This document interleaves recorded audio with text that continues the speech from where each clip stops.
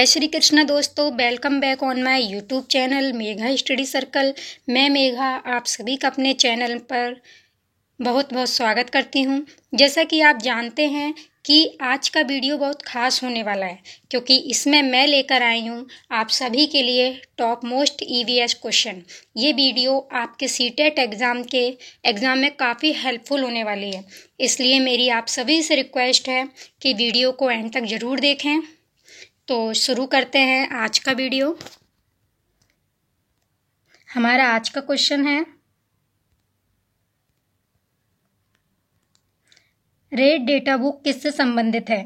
Option A विलुप्ति के करीब जीव, नदियों में प्रदूषण, घटता भूगर्भ जल स्तर, वायु प्रदूषण। तो दोस्तों इसका करेक्ट आंसर होगा ऑप्शन ए विलुप्ति के। यह सार्वजनिक दस्तावेज का एक प्रकार है जो पौधों, जानवरों, कवक, इनके साथ साथ कुछ स्थानीय उप प्रजातियां भी हैं, उनके लुप्त प्राय और दुर्बल प्रजातियों के रिकॉर्ड के लिए बनाया गया है। क्या? Red data book. ओके, तो इसका करेक्ट आंसर होगा ऑप्शन ए। आगे चलते हैं। सेकंड क्वेश्चन है हमारा, ग्रीन मफलर संबंधित है मृदा प्रदूषण से, वायु प्रदूषण से, ध्वनि प्रदूषण से या फिर जल प्रदूषण से? तो देखिए ये जो है ये साउंड पॉल्यूशन से जो है संबंधित है, ध्वनि प्रदूषण से। ऑप्शन से इसका आंसर होगा, क्योंकि इस प्रदूषण पर नियंत्रण पाने का एक ही उपाय है कि जो परिवर्तन व्यवस्था है उसमें सुधार किया जाए, ताकि जो शोर हो रहा है इतना उसको रोका जा सके। ठीक है ना? तो इसका उद्देश्य एक ही था ग्रीन मफलर का, कि ध्वनि प्रदूषण को रोका जा सके। नेक्स्ट क्वेश्चन पे हम चलते हैं। नेक्स्ट क्वेश्चन है हमारा, असम का प्रसिद्ध एक सींग वाले गैंडे का वन्य जीव अभ्यारण्य कौन सा है? मानस, काजीरंगा, गिर जंगल, कानाकिसली। इसका करेक्ट आंसर होगा ऑप्शन बी। ओके, क्यों? क्योंकि असम का जो काजीरंगा राष्ट्रीय उद्यान है ये एक सींग वाले गैंडे के लिए बहुत ही प्रसिद्ध है। ठीक है ना? काजीरंगा, इसका करेक्ट आंसर होगा काजीरंगा। नेक्स्ट क्वेश्चन पे हम चलते हैं। फोर्थ क्वेश्चन पे हम आ गए हैं। हमारा फोर्थ क्वेश्चन है, किसी नदी के प्रदूषण स्तर की माप की जाती है? एटीपी से, एसटीपी, बीओडी या फिर डब्ल्यूपीएल? तो इसका करेक्ट आंसर होगा ऑप्शन सी बीओडी, जिसका फुल फॉर्म होता है bio chemical oxygen demand. Okay, biochemical oxygen demand. तो ये प्रदूषण की जो स्तर होता है, प्रदूषक का स्तर, उसको मापने के लिए इसका यूज किया जाता है। ठीक है ना? नेक्स्ट क्वेश्चन पे हम चलते हैं। क्वेश्चन नंबर अपना 5 है कि नीचे दिए गए पंछियों की कौन सी प्रजाति झटके से अपनी गर्दन आगे पीछे हिला सकती। ठीक है, तो अपना ए है कौवा, बसंत गौरी, मैना या फिर उल्लू? इसका करेक्ट आंसर होगा दोस्तों मैना, ऑप्शन सी मैना। क्यों? देखिए मैना है ना, हम जानते हैं कि संपूर्ण भारत में मैना पाई जाती है। मैना खुद का घोंसला पेड़ों पर बनाती है, लेकिन अपने अंडे किसी और पंछी के घोंसले में जाके देती है। यही अपनी गर्दन आगे पीछे हिला सकती है, आगे से पीछे गर्दन ये अपनी हिला सकती है। ठीक है, नेक्स्ट क्वेश्चन पे हम अपने चलते हैं। क्वेश्चन नंबर 6 है हमारा, निम्नलिखित में से कौन सा एक समूह जड़ों का है? जड़ों का समूह है, मतलब ये नीचे जो समूह दिया गया है ये सारी जड़ें हैं, हमें ही बताना है कौन सी है ऐसा समूह। गाजर, हल्दी, अदरक, शकरकंदी, मूली, हल्दी, गाजर, चुकंदर, मूली, चुकंदर, आलू, अदरक। ठीक है, इसका करेक्ट आंसर दोस्तों जो है वो होगा ऑप्शन सी गाजर, चुकंदर, मूली। मूसला जड़ कुछ पौधों की एक मुख्य केंद्रीय जड़ होती है, जिसमें से अन्य जड़ें निकलती हैं। यह अक्सर सीधी नीचे की ओर बढ़ती है। कुछ गाजर, मूली, चुकंदर जैसे पौधे में मूसला जड़ पाई जाती है। ठीक है ना? पौधों का उसमें आहार जमा करता है, जिससे मनुष्य व अन्य प्राणी उसे खाते हैं। ठीक है ना? ये मूसला जड़ें होती हैं किसमें? गाजर, चुकंदर, मूली में। नेक्स्ट क्वेश्चन पे हम चलते हैं। हमारा नेक्स्ट क्वेश्चन है क्वेश्चन नंबर 7। ये क्या बोल रहा है दोस्तों? देखिए, उच्च ज्वर, तेज बुखार बोलते हैं जिसको, के साथ जो शरीर कांपता है हमारा, वो जिसका उपचार सिनकोना पेड़ की छाल से किया जाता है, वो क्या है? हमें तेज बुखार भी है, शरीर भी कांप रहा है हमारा, ठीक है ना, और उपचार सिनकोना के पेड़ की छाल से हो रहा है, तो वो कौन सी बीमारी है ये हमें बतानी है। मलेरिया है, चिकनगुनिया है, डेंगू है, या फिर मियादी बुखार है? इसका करेक्ट आंसर होगा दोस्तों, वो बीमारी मलेरिया है। ऑप्शन ए इसका करेक्ट आंसर होगा। क्यों? क्योंकि सिनकोना वृक्ष की छाल से मलेरिया का उपचार होता है, ठीक है ना। जो मलेरिया के उपचार के लिए जो औषधि तैयार करी जाती है वो सिनकोना से की छाल से होती है। इसके वृक्ष भारत में दार्जिलिंग और ठंडी जगहों पर जो है हमें देखने को मिलते हैं, सिनकोना के वृक्ष। ओके, तो मलेरिया इसका आंसर होगा। Malaria is the correct answer. Next question पे हम चलते हैं। क्वेश्चन नंबर हमारा 8 आ गया है। देखिए क्या बोल रहा है ये। आमतौर पर यह माना जाता है कि रात में जागने वाले जानवर हर चीज को जिस रंग में देखते हैं वह रंग कौन सा है? नारंगी और लाल, काला और सफेद, बैगनी और नीला, हरा और पीला। रात में जो जानवर जागते हैं वो रात में जो उन्हें चीजें दिखती हैं, जिस भी चीज को देखते हैं वो किस रंग की उन्हें दिखती है, ठीक है ना, ये हमें बताना है। तो वो मोस्टली हमको दिखती है, जानवरों को दिखती है काला और सफेद रंग की, ब्लैक एंड वाइट कलर की उनको चीजें दिखती हैं। आमतौर पर माना जाता है कि दिन में जागने वाले जानवर कुछ रंग देख पाते हैं, लेकिन रात में जागने वाले जो जानवर होते हैं वो हर चीज को सफेद और काला ही देख पाएंगे। उन्हें जो रियल रंग है जो चीजों के वो नहीं दिखेंगे, उन्हें ब्लैक और व्हाइट दिखेगा, ब्लैक एंड व्हाइट उनको जो है दिखता है। तो इसका करेक्ट आंसर होगा ऑप्शन बी। नेक्स्ट क्वेश्चन पे हम चलते हैं। क्वेश्चन नंबर 9 हमारा क्वेश्चन कह रहा है बगुला भैंस पर बैठता है क्यों? देखिए आपने कई बार देखा होगा कि भैंस के ऊपर बगुला बैठा रहता है, या फिर और भी पंछी रहते हैं वो भैंस के ऊपर बैठे रहते हैं, उसकी पीठ पर बैठे रहते हैं। क्यों बैठे रहते हैं? ऑप्शन ए, बगुला मनोरंजन के लिए भैंस की पीठ पर बैठ जाता है। भैंस बगुले को एक स्थान से दूसरे स्थान तक पहुंचा देती है, इसलिए बगुला बैठ जाता है कि मुझे उड़ना नहीं पड़ेगा। बगुला भैंस को डरा रहा है बैठकर कि भैंस डर जाए मैं अगर बैठूंगा तो।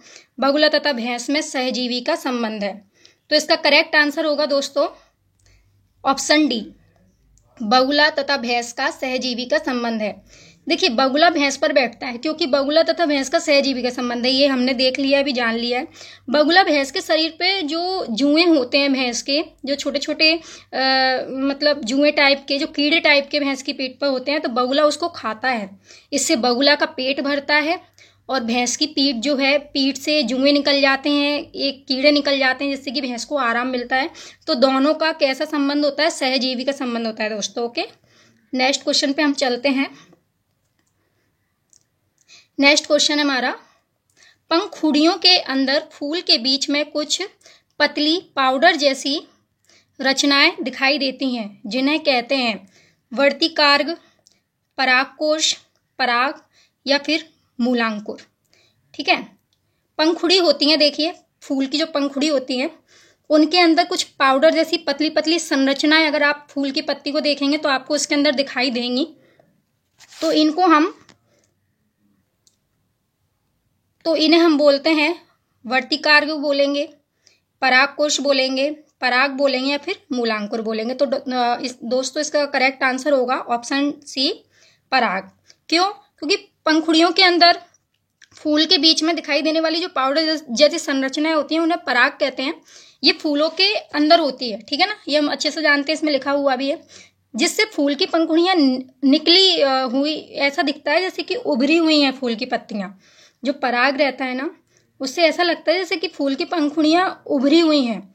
यह कीप जैसी संरचना दिखती है इनकी। कैसी संरचना दिखती है? कीप जैसी। यह फूल का स्त्री भाग होता है, इसको फूल का स्त्री भाग बोला जाता है। स्त्री केसर के ऊपर का बी शेप हिस्सा वर्तिकाग्र कहलाता है। जो स्त्री केसर के ऊपर का हिस्सा होता है भी शेप का, उसको वर्तिकाग्र कहते हैं, ठीक है ना। और ये जो हिस्सा होता है पराग का, इसको क्या बोलते हैं? स्त्री भाग होता है ये फूल का। ओके दोस्तों, तो इसका करेक्ट आंसर होगा ऑप्शन सी। हम नेक्स्ट क्वेश्चन पे चलते हैं। देखिए ये हमारा आ गया है 11 क्वेश्चन। 11 क्वेश्चन हमारा बोल रहा है पंछी अपनी गर्दन बहुत अधिक हिलाते हैं, इसका कारण क्या है? देखिए, आपने पंछियों को देखा होगा बैठे बैठे अपनी गर्दन इधर से उधर जो है वो लोग हिलाते रहते हैं। इनका क्यों हिलाते हैं ये? इसका रीज़न क्या है उनकी गर्दन हिलाने का? तो ऑप्शन ए, उनके कान पंखों से ढके होते हैं। ऑप्शन बी, उड़ सकते हैं। ऑप्शन सी, पक्षियों की आँखें की जो पुतली होती है वो घूम नहीं सकती, इसलिए वो अपनी गर्दन ऐसे ऐसे हिलाते हैं। या फिर डी, पंछियों की आँखें बहुत ही छोटी छोटी होती हैं। तो इसका करेक्ट आंसर होगा ऑप्शन सी, पंछियों की आँखों की पुतलियाँ घूम नहीं सकती। ठीक है, पंछियों की जो आंखें होती हैं उनकी पुतली, देखिए हम अपनी पुतली घुमा घुमा के इधर उधर देख सकते हैं, लेकिन पंछी की जो आंखों की पुतली होती है वो घुमाने में वे असमर्थ होते हैं, और यही कारण है कि उनको आसपास की चीज़ों को देखने के लिए अपनी गर्दन को इधर उधर हिलाना पड़ता है। ठीक है ना। पंछी रीढ़धारी जंतुओं का एक वर्ग है जिसमें सभी जाति की चिड़िया सम्मिलित होती हैं। पंछियों की शारीरिक जो संरचना होती है उड़ने के लिए विशेष रूप से उपयुक्त होती है। पंछी को संक्षेप में परयुक्त द्विपाद भी कहते हैं। इनका शरीर कोमल परों से ढका हुआ होता है। ठीक है ना, ये हम अच्छे से जानते हैं। तो क्या है उनकी, ये पूरा हमने समझा, इससे हमें ये पता चला कि पंछियों की आंखों की पुतली घूम नहीं सकती। इसका करेक्ट आंसर होगा ऑप्शन सी। नेक्स्ट क्वेश्चन पे हम चलते हैं अपने 12 हमारा नेक्स्ट क्वेश्चन है। हम आ गए हैं चिपको आंदोलन के बारे में। देखिए, चिपको आंदोलन का नेतृत्व किसने दिया चिपको आंदोलन को? ठीक है ना। ए के बनर्जी, सुंदरलाल बहुगुणा, अमृता देवी वैष्णोई या फिर मेधा पाटेकर? इसका करेक्ट आंसर होगा दोस्तों सुंदरलाल बहुगुणा। सुंदरलाल बहुगुणा। देखिए, चिपको आंदोलन वन संरक्षण से संबंधित है, ये हम अच्छे से जानते हैं। चिपको आंदोलन की शुरुआत 1973 में हुई थी, ये भी हम जानते हैं। ठीक है ना। तो जो सुंदरलाल बहुगुणा, चंडी प्रसाद भट्ट और गौरा देवी, ये सब मिले हुए थे। इन सब ने जो है चिपको आंदोलन को बल दिया था। चिपको आंदोलन की शुरुआत उत्तराखंड के चामोली जिले से हुई थी। कौन से जिले से दोस्तों? चामोली जिले से। उत्तराखंड में एक चामोली नाम का जिला है, उससे चिपको आंदोलन की शुरुआत हुई थी। उस समय उत्तर प्रदेश में पड़ने वाली अलग घाटी में मंडल गांव में लोगों के चिपको आंदोलन शुरू किया था। जो मंडल गांव में जो लोग रहते थे उन्होंने चिपको आंदोलन शुरू किया। ओके, नेक्स्ट क्वेश्चन पे हम चलते हैं। तो इसका करेक्ट आंसर होगा दोस्तों सुंदरलाल बहुगुणा ने बल दिया था इस पर।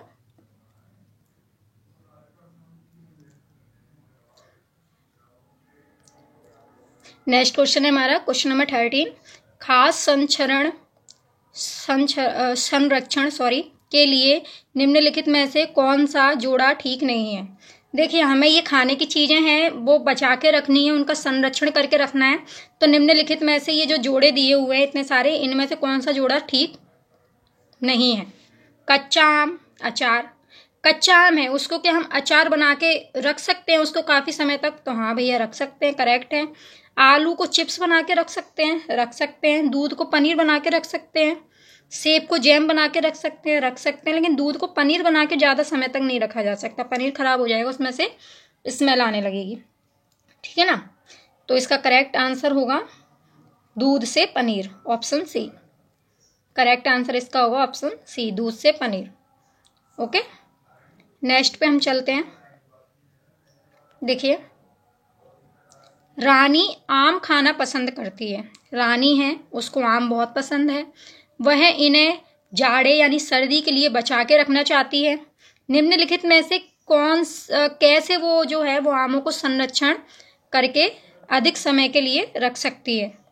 अचार और आम पापड़ बनाकर, जूस तैयार करना, वायु रोधी डिब्बे में संचित करना, प्लास्टिक के थैले में रखना, फ्रिज में रखना। देखिए, आम को अगर आप फ्रिज में रखेंगे तो आप उसे ज़्यादा से ज़्यादा 3 या 4 दिन तक अच्छे से रख सकते हैं, तो ये तो गलत है। वो सर्दी तक के लिए बचा के रखना चाहती है। प्लास्टिक के थैले में रखेंगे तो भी खराब हो जाएंगे आम। ठीक है ना।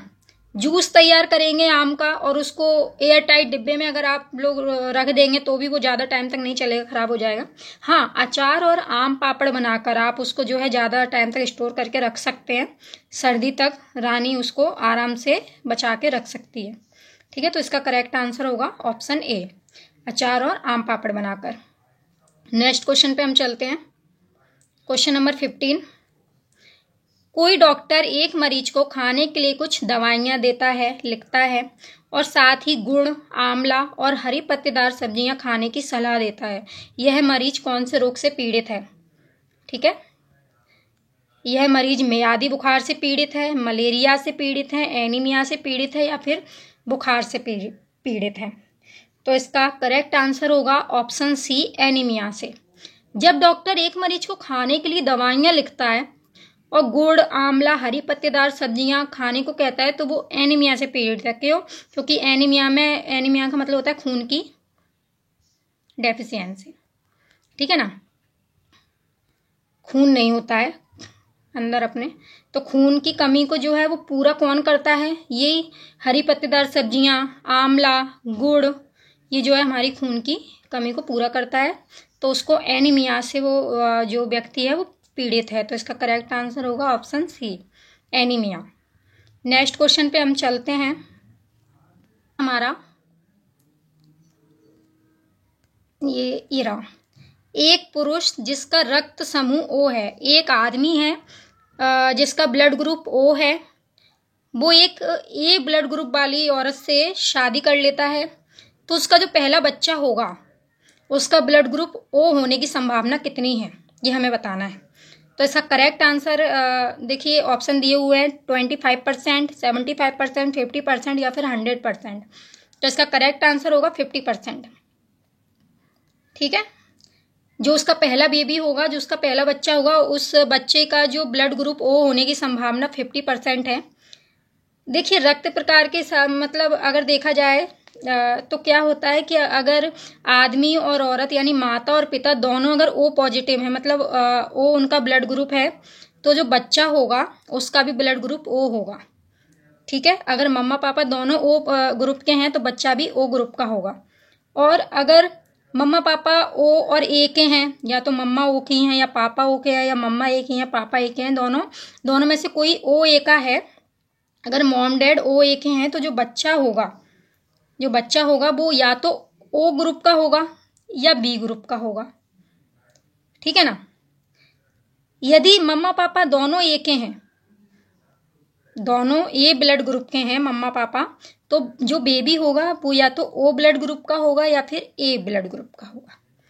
ठीक है, तो सिंपल सी बात है कि अगर मम्मा यदि पापा ओ ग्रुप का है, मम्मा ए ग्रुप की है, तो बच्चा ओ ग्रुप का होने के उसके कितने चांसेस बन रहे हैं? तो उसके 50% चांस होंगे कि बच्चा ओ ब्लड ग्रुप का हो। नेक्स्ट क्वेश्चन पे हम चलते हैं। क्वेश्चन नंबर 17 हमारा, नीचे दिए गए किस राज्य के ग्रामीण लोग अपने ढालू छत वाली लकड़ी के मकान मजबूत बांस के खम्भों पर धरती से 3 से 3.5 मीटर की ऊंचाई पर बनाते हैं? ऑप्शन ए उड़ीसा, राजस्थान, लद्दाख या फिर असम। तो इसका करेक्ट आंसर होगा ऑप्शन डी, असम। ठीक है ना, असम के बारे में हम जान लेते हैं। असम के जो ग्रामीण लोग होते हैं वो अपने ढालू छत के जो मकान बनाते हैं बांस के खम्भे पर धरती से 3 से 3.5 मीटर की ऊंचाई पर जो वो अपने मकान बनाते हैं। ठीक है ना, कहाँ के लोग बनाते हैं? असम के। असम के बारे में हम जानते हैं कि असम कृषि प्रधान राज्य है। ठीक है ना, खेती यहाँ की अर्थव्यवस्था का मूल आधार है। यहाँ पर खेती को बहुत ही मान्यता दी गई है। खेती यहाँ का अर्थव्यवस्था का मूल आधार बोल सकते हैं हम। असम का जो सांस्कृतिक जीवन विभिन्न सांस्कृतिक संस्थानों एवं धार्मिक केंद्र जैसे कि शस्त्र एवं नमोग्रह की गतिविधियों से गुथा हुआ है। असली लोग हिंदू धर्म के सभी त्योहारों को मनाते हैं। ठीक है ना, असम के जो लोग हैं वो हिंदू धर्म में जितने भी त्योहार मनाए जाते हैं वो सारे त्योहारों को मनाते हैं, लेकिन उनका सर्वाधिक और महत्वपूर्ण त्योहार कौन सा होता है? असम के लोगों का बिहू। कौन सा होता है? बिहू। बिहू उनका जो है सर्वाधिक महत्वपूर्ण त्योहार होता है। ठीक है ना, जो वर्ष में 3 बार मनाया जाता है। बिहू को एक साल में 3 बार मनाया जाता है। ये असम के बारे में हमने जान लिया है। नेक्स्ट क्वेश्चन पे हम चलते हैं।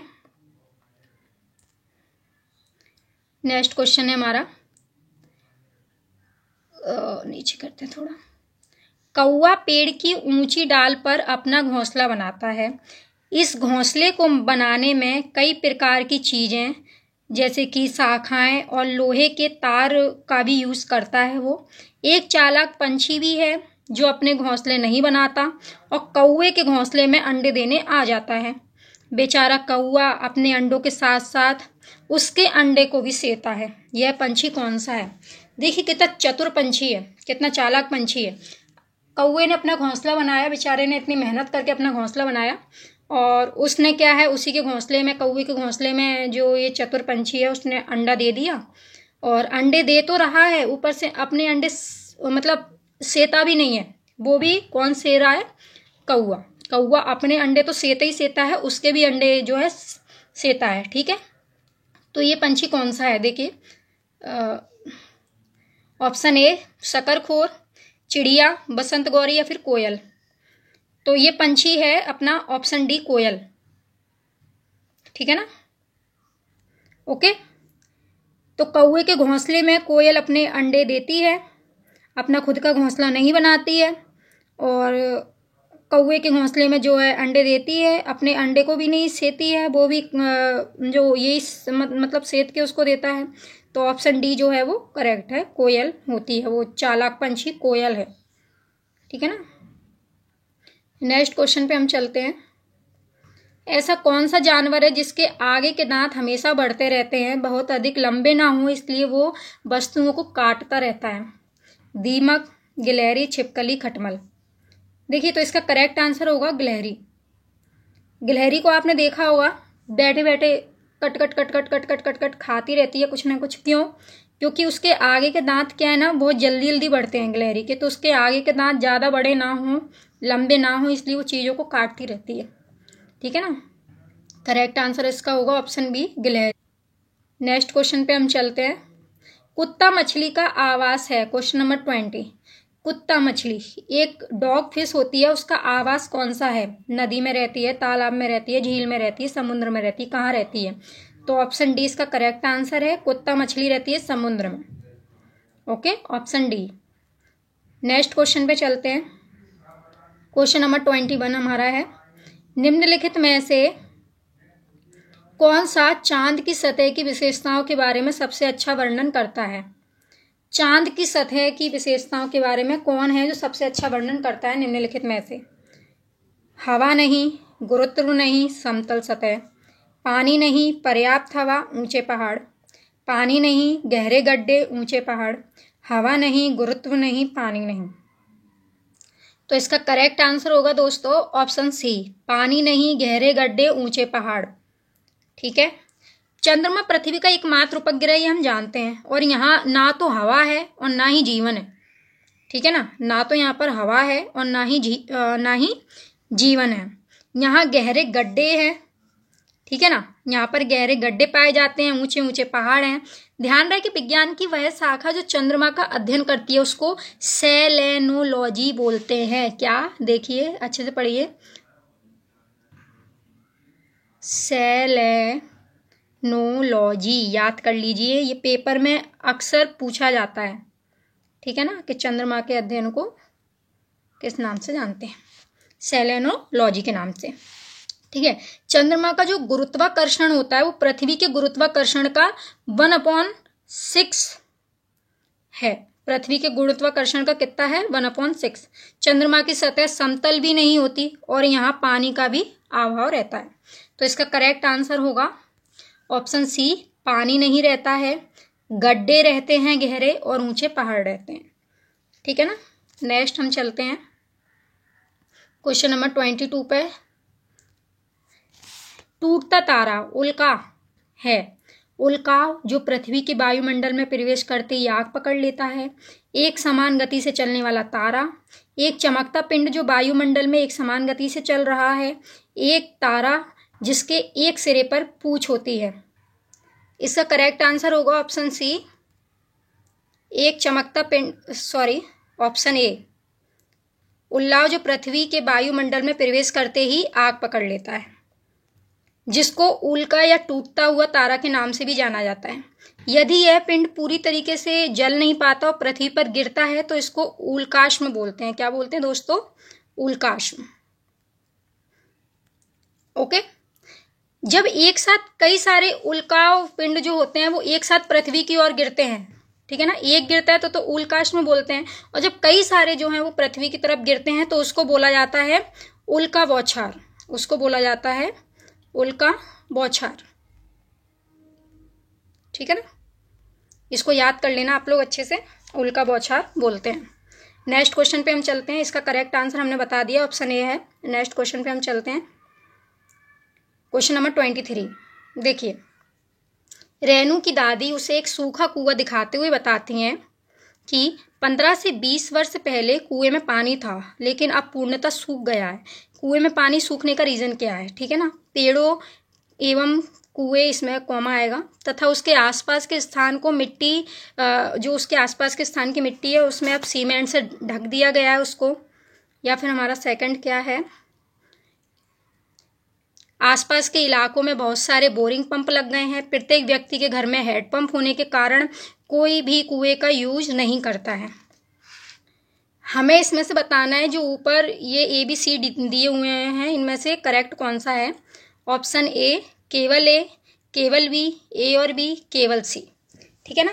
तो देखिए, हम पढ़ते हैं कि पेड़ों, कुएं तथा उनके आसपास के स्थान की जो मिट्टी को अब सीमेंट से ढक दिया गया है, ये बात बिल्कुल सही है, क्योंकि जो पेड़ और कुएं हैं उनके जो आसपास जो मिट्टी होती है, जो क्या है ना, बारिश के पानी को एब्जर्व करती है और नीचे तली में पानी लेकर जाती है, तो उसको क्या है, मिट्टी को ढक दिया गया है, जिससे कि वो पानी को सोख नहीं पा रही है, और जिससे कि जब जो कुएं में जो पानी है वो सूखता चला गया। तो ये एक बात एक तरीके से सही है, क्योंकि उसमें सीमेंट से ढक दिया गया है। आसपास के इलाकों में बहुत सारे बोरिंग पंप लग गए हैं, ये भी बात बिल्कुल सही है। आसपास के इलाके हैं वो जमीन का पानी खींच रहे हैं, बोरिंग पंप जो है बहुत ज़्यादा हो गए, इसलिए कुएं का पानी सूख रहा है। प्रत्येक व्यक्ति के घर में अब हैंडपंप हो गए हैं, इसलिए वो कुओं का यूज़ नहीं कर रहे हैं, ये भी बात बिल्कुल सही है। यूज़ नहीं हो रहा है इसलिए सूखते जा रहे हैं ना, क्योंकि हैंडपंप घर घर हो गए हैं आजकल। तो इसका करेक्ट आंसर होगा ऑप्शन जो प्रत्येक व्यक्ति के घर में हैंडपंप होने के कारण कोई भी कुएं का प्रयोग नहीं कर रहा है, तो ये इसका नहीं होगा। तो इसका अपना क्या है, ए करेक्ट है और बी करेक्ट है। ओके, तो इसका करेक्ट आंसर होगा ए और बी, ऑप्शन 3, ठीक है, ए और बी इसका करेक्ट आंसर होगा, ऑप्शन 3। नेक्स्ट क्वेश्चन पे हम चलते हैं। संसार में अधिकतम ट्यूबवेल किस देश में? अमेरिका में है, ऑस्ट्रेलिया में है, चीन में है, या फिर भारत में है? इसका करेक्ट आंसर होगा ऑप्शन डी, भारत। भारत में सबसे अधिक जो है ट्यूबवेल होते हैं, ठीक है ना। नेक्स्ट क्वेश्चन पे हम चलते हैं, लीजिए 24 पे हम आ गए। स्पर्श गंगा अभियान का मुख्य उद्देश्य क्या है? स्वास्थ्य सुरक्षा, गंगा की स्वच्छता, संदेशों को जोड़ना, या फिर मंदिरों का जीर्णोद्धार करना?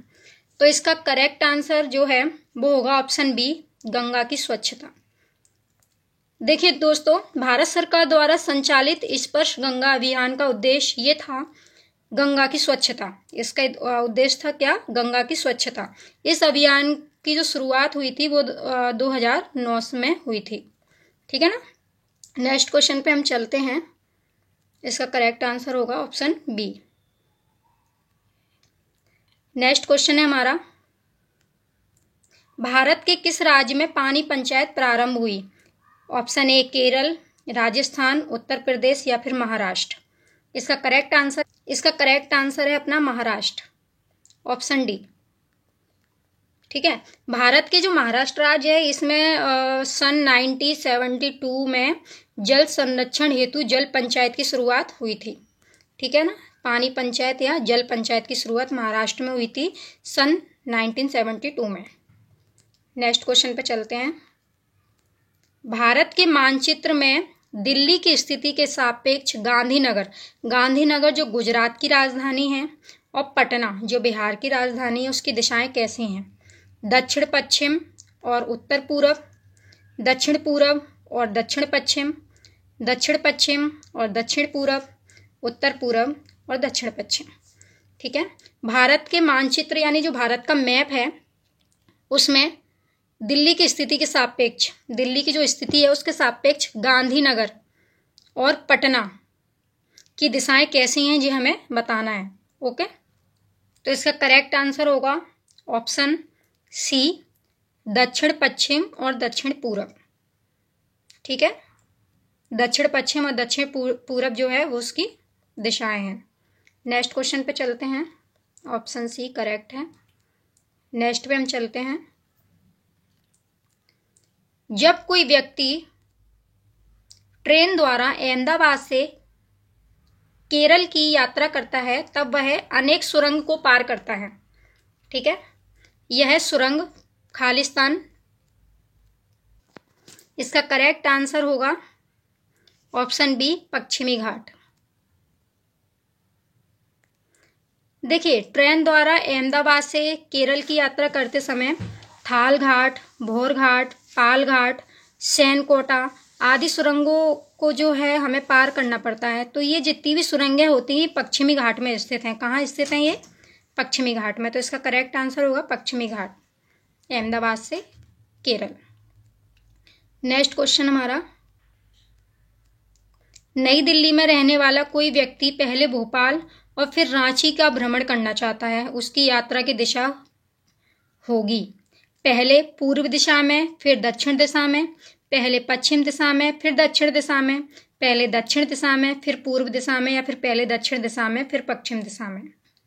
इसका करेक्ट आंसर होगा ऑप्शन सी, पहले दक्षिण दिशा में और फिर पूर्व दिशा में।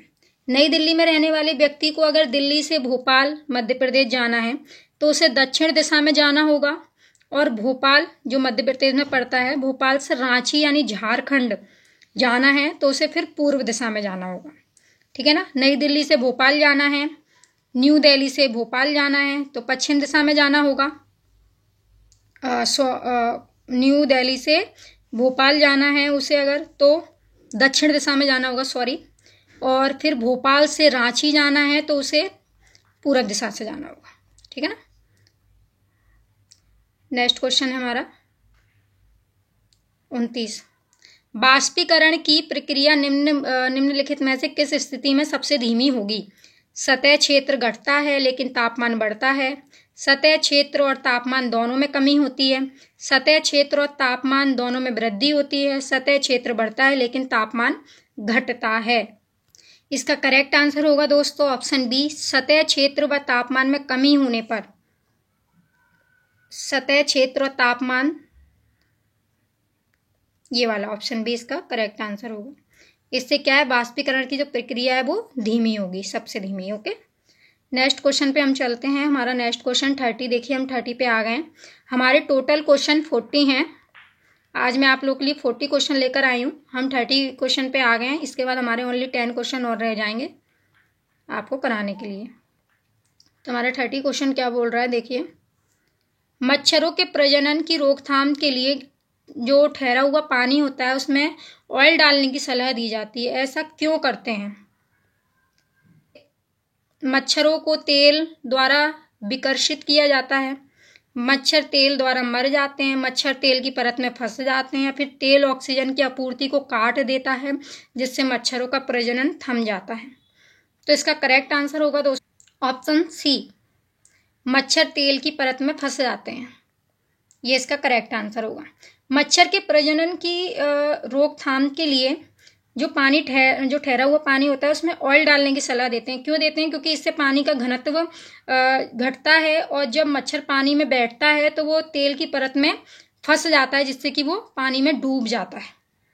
ठीक है ना, इसलिए पानी में तेल डालने की सलाह दी जाती है। नेक्स्ट क्वेश्चन पे चलते हैं।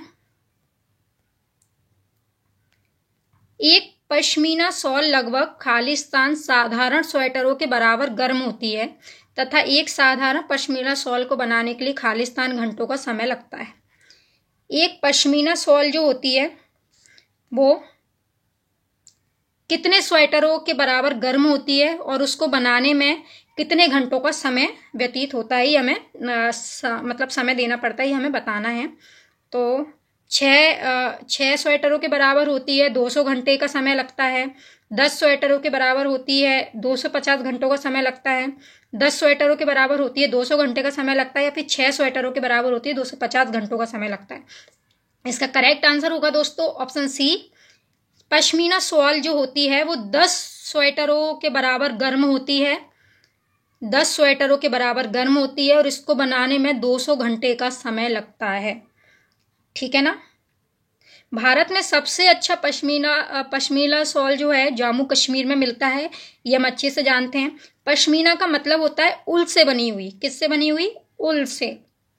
पहाड़ी इलाकों में और खासकर हिमालय के जो निचला भाग पर जलवायु ठंडी तथा शुष्क रहती है।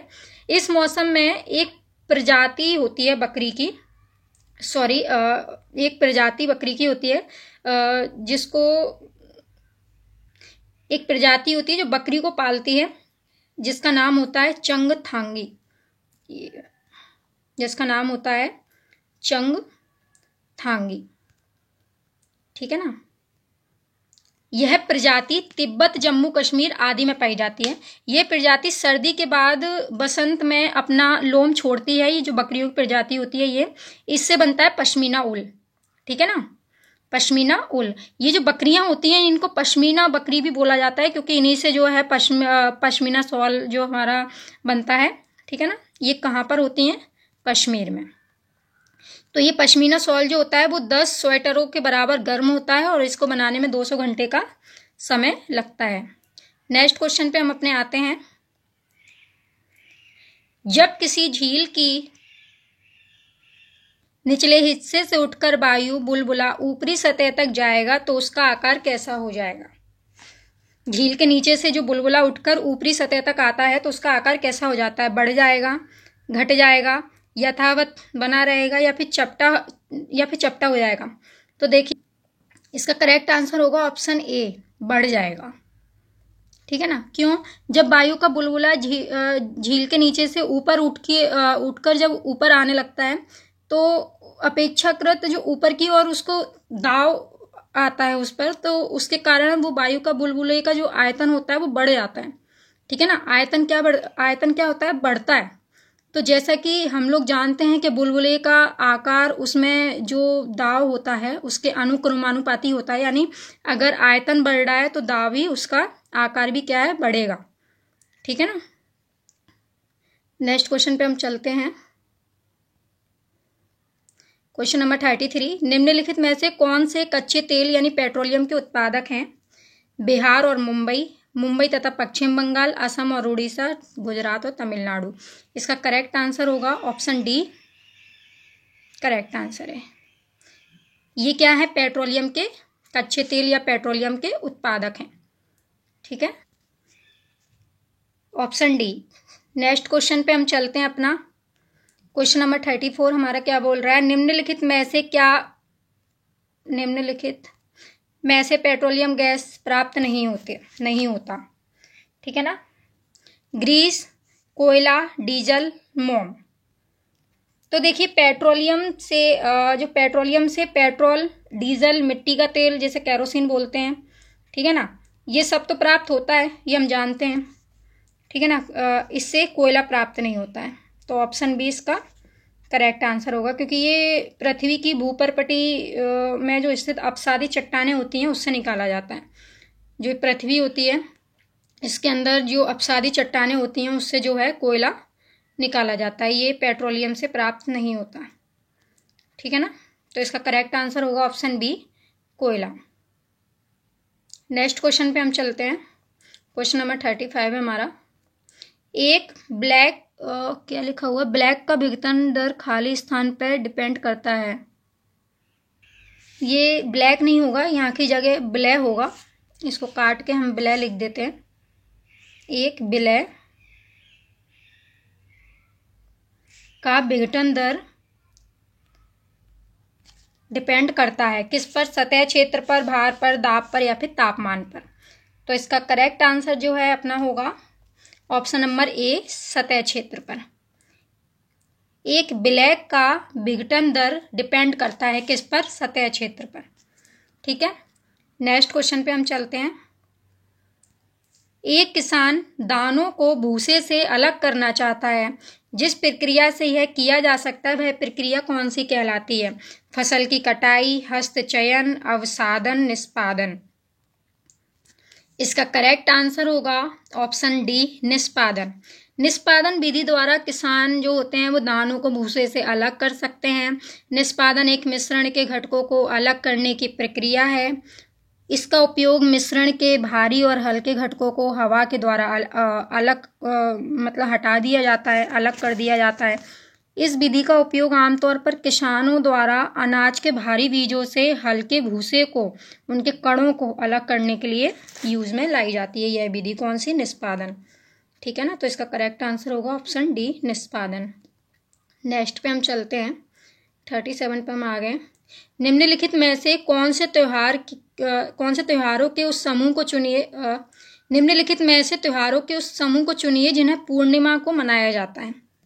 देखिए, इन सब में से ऐसे कौन से त्योहारों का समूह है जो पूर्णिमा को मनाया जाता है। देखिए, होली, रक्षाबंधन, गुरु नानक जयंती, दीपावली, महाशिवरात्रि, गुरु नानक जयंती, दीपावली, गुरु नानक जयंती, रक्षाबंधन, होली, महाशिवरात्रि, बुद्ध जयंती।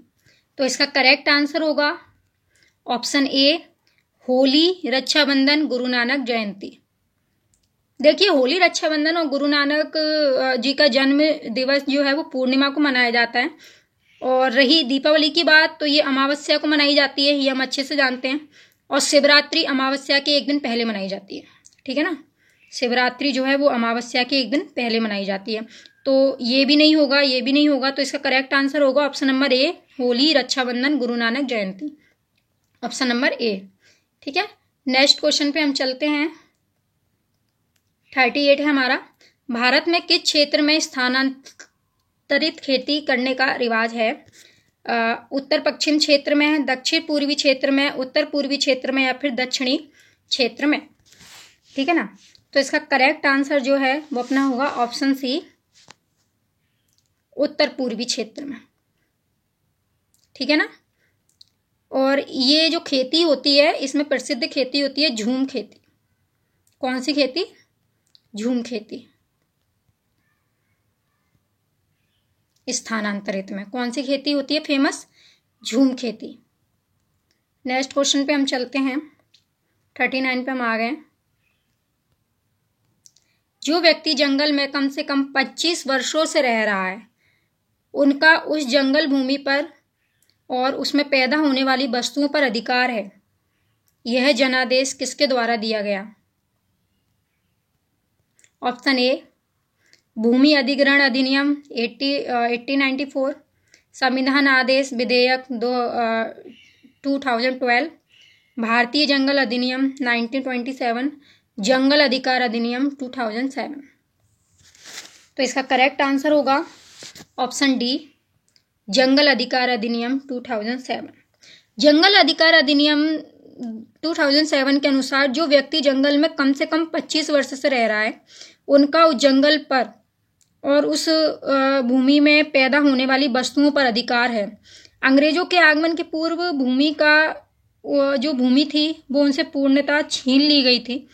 ठीक है ना, परंतु उनके आगमन व स्वतंत्रता के पश्चात तथा वन कानूनों से भूमि पर उनका अधिकार छीनता चला गया, धीरे धीरे छीनता चला गया, जिससे इनकी संस्कृति जो है प्रभावित हुई। इसी कारण इसी के समाधान के लिए उपरोक्त अधिनियम जो अधिनियम है ये हमारा जंगल अधिकार अधिनियम, इसको लागू किया गया। ठीक है, तो इसका करेक्ट आंसर होगा ऑप्शन डी। नेक्स्ट क्वेश्चन पे हम चलते हैं, ये हमारा लास्ट क्वेश्चन है। मधुबनी चित्रकला के बारे में सही कथन चुनिए। ऑप्शन ए, इन चित्रों को बनाने में नील, हल्दी, फूल, पेड़ों के रंग, चावल के रंग आदि का इस्तेमाल होता है। इन चित्रों में इंसान, जानवर, पेड़, फूल, पंछी, मछलियाँ आदि दिखाई जाती हैं। यह लोक चित्रकला बहुत पुरानी है और इसका नाम मधुबनी नामक स्थान के नाम पर पड़ा है। या फिर ऑप्शन डी, उपरोक्त सभी। देखिए, ऑप्शन ए हमारा बोल रहा है कि इन चित्रों को बनाने के लिए नील, हल्दी, फूल, पेड़ों के रंग, चावल के रंग आदि का उपयोग होता है। तो ये तो बात बिल्कुल सही है। ठीक है ना, चावल के रंगों का उपयोग किया जाता है, हल्दी का उपयोग किया जाता है, फूलों के रंग का उपयोग किया जाता है ये पेंटिंगों को बनाने के लिए। इन चित्रों में इंसान, जानवर, पेड़, फूल, पंछी, मछलियाँ ये दिखाए जाते हैं, ये भी बिल्कुल सही है। ठीक है ना, यह लोक चित्रकला बहुत पुरानी है, बहुत ज़्यादा पुरानी है ये मधुबनी पेंटिंग, और इसका नाम मधुबनी नामक स्थान के नाम पर पड़ा है, ये भी बात बिल्कुल सही है। तो इसका करेक्ट आंसर होगा ऑप्शन डी, उपरोक्त सभी। इसका करेक्ट आंसर होगा ऑप्शन डी, उपरोक्त सभी। ओके दोस्तों, सो इसी के साथ हमारी आज की वीडियो में बस इतना ही। आई होप ये वीडियो आपको काफ़ी पसंद आई होगी। अगर वीडियो अच्छी लगी हो तो वीडियो को लाइक करें, और अगर अभी तक आपने हमारे चैनल मेघा स्टडी सर्कल को सब्सक्राइब नहीं किया है तो प्लीज़ चैनल को सब्सक्राइब करें और बेल आइकन ज़रूर प्रेस करें, जिससे कि सारी वीडियो को आप सबसे पहले देख सकें। आपका एक लाइक और एक सब्सक्राइब मुझे काफ़ी मोटिवेट करता है। आप मुझे ऐसे ही मोटिवेट करते रहें, जिससे कि मैं आपके लिए और अच्छे से अच्छे वीडियोज़ आपके सामने लेकर आ सकूं। So thank you. जय श्री कृष्ण।